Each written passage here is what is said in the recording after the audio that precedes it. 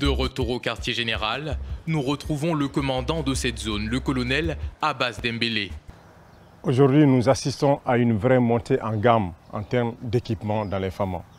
Et cela parce que nous bénéficions d'une loi d'orientation et de programmation militaire qui pourvoit des équipements, des moyens, de la formation.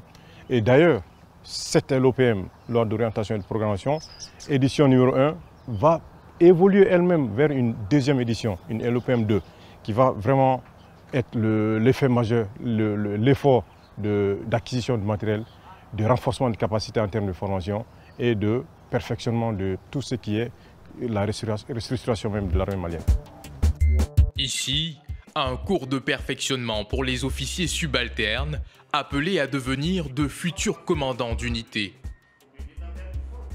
Depuis 5 ans, la qualité de la formation s'est améliorée pour s'adapter notamment aux risques terroristes en intégrant de nombreux changements avec des compétences nouvelles pour l'armée. Avant, on faisait des formations générales, des formations basiques générales. Aujourd'hui, nous avons compris qu'il y a des spécificités qui sont là pour lesquelles nous devons vraiment remonter le niveau. C'est pourquoi nous faisons aujourd'hui des formations uniquement en topographie. C'est-à-dire les éléments viennent, on les apprend, les rudiments de topographie militaire. Et après, on va les former en instructeurs en topographie pour qu'ils puissent aller enseigner. Si je prends le génie militaire, nous faisons des formations de fouilles opérationnelles. Ce sont des capacités qu'on n'avait pas avant, mais aujourd'hui, des fouilles opérationnelles pour faire face sur le terrain des questions de mines ou bien des engins explosifs ou bien des engins non identifiés. On a évalué, on connaît, on a su nos faiblesses. Maintenant, spécificité par spécificité, cas par cas, nous sommes en train de former et ça est en train de porter son fruit sur le terrain, vraiment. L'armée malienne est beaucoup plus formée aujourd'hui.